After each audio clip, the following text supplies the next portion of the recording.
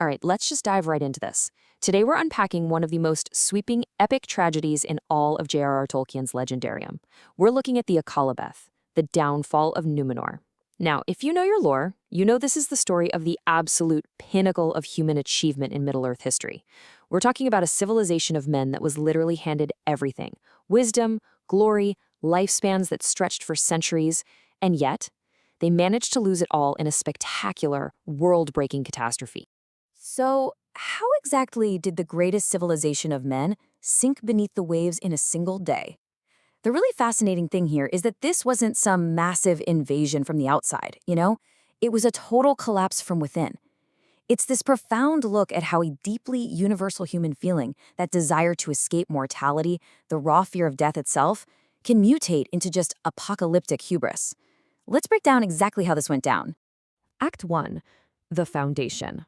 To really understand this catastrophic fall, we first have to look back at their awe-inspiring beginnings. Way back in the First Age, a group of men known as the Dúnedain allied with the elves, fighting valiantly against the first Dark Lord, Morgoth. Because of their immense sacrifices, the angelic lords of the West actually raised an island straight out of the depths of the Great Water. This was Andor, the land of gift. The Dúnedain sailed toward it, following the Star of Arendelle, and what they found was a country shimmering in a golden haze. Right in the very center stood a mountain, incredibly tall and steep, called the Meneltarma, the Pillar of Heaven. At its feet lay Armelos, quite simply the fairest of cities. These men, who became known as the Númenorians, grew incredibly wise and glorious. I mean, they knew no sickness. They lived for hundreds of years. It was, literally, an earthly paradise. But, as with any paradise, there was a catch. One unbreakable rule: the ban of the Valar.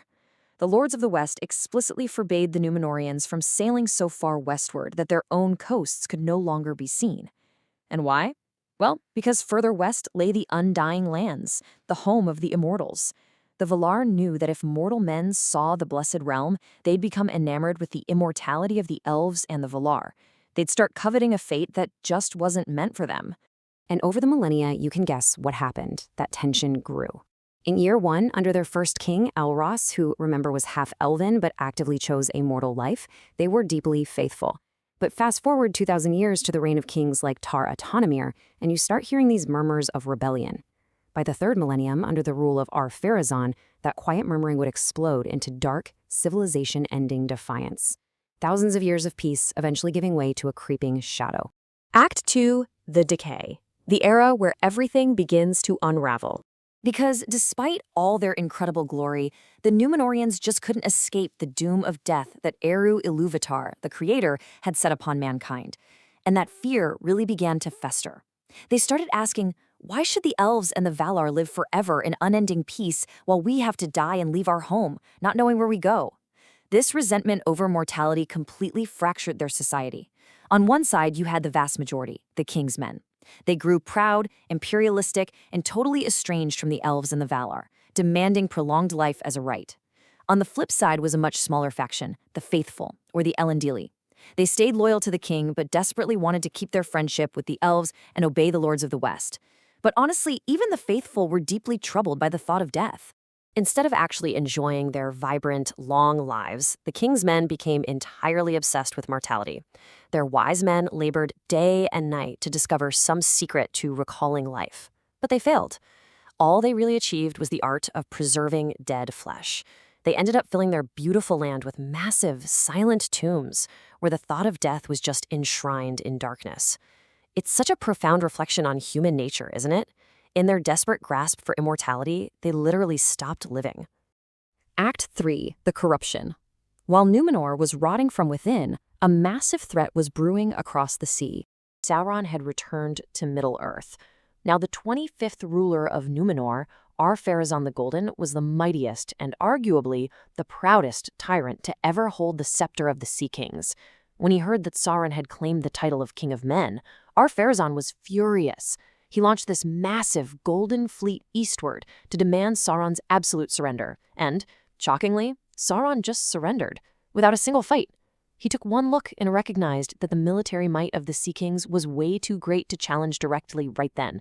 So, in a display of ultimate, blinding hubris, Ar-Pharazôn took Sauron back to Númenor as a hostage.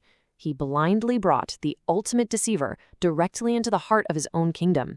And within just 3 years, the hostage became the king's closest advisor. Sauron used flattery to brilliantly manipulate the king's deepest fears of death, introducing a dark new religion. He told Ar-Pharazôn that the Valar were lying to him, that they were hoarding the secret to everlasting life out of pure jealousy. Look at the language he uses. Sauron whispers that Melkor, the original Dark Lord, is the true giver of freedom, and that worshipping the darkness would make the king stronger than the Valar themselves. It's so insidious. The real-world results of this dark council were horrifying. First, Sauron convinced the king to chop down Nimloth, the beautiful white tree that served as a memorial of their ancient alliance with the elves. Then, he had them build this monstrous, 500-foot-tall temple right in the city's center.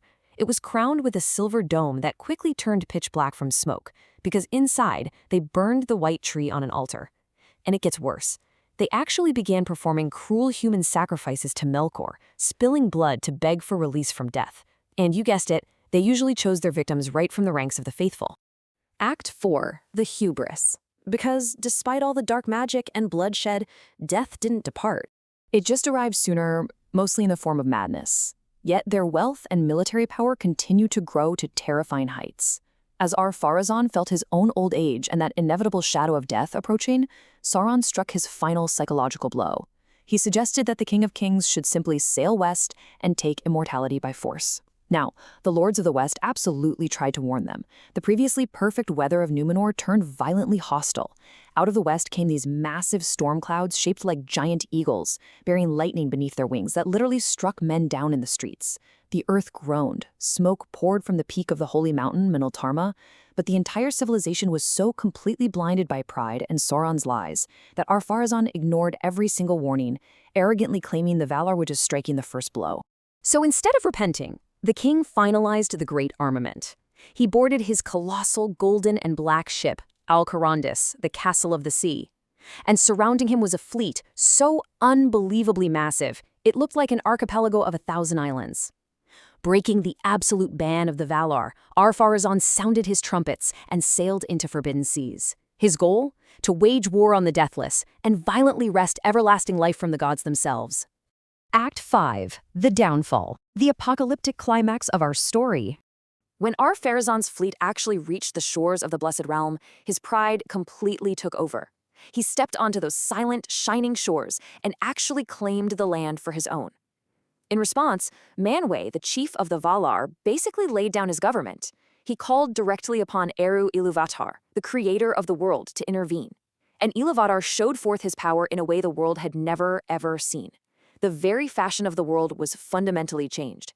A massive, terrifying chasm suddenly ripped open in the sea, directly between Númenor and the Deathless Lands. The waters rushed down into it with roaring smoke and cataracts. In one catastrophic sweep, the entire massive fleet of the Númenorians was drawn down into the abyss and swallowed forever. Just gone. But the tragedy didn't stop with the fleet. 39 days after the fleet had departed, fire burst from the Minoltarma. A mighty wind arose, the earth reeled, and the island of Númenor itself slid down into the abyss. All its children, its massive towers, its accumulated wealth, its deep tombs, its wisdom, and its lore vanished forever under a mounting green cold wave. The greatest civilization of men was completely erased from the map. Yet, hope wasn't entirely extinguished. A legacy was preserved by the faithful. Amandil, one of their leaders, had warned his son Elendil to prepare ships and avoid the king's foolish war at all costs. So Elendil and his sons, Isildur and Anarion, managed to escape the ruin on 9 ships.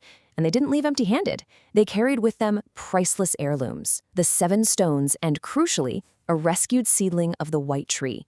Caught in the wild, roaring winds of the downfall, they were cast upon the shores of Middle-earth.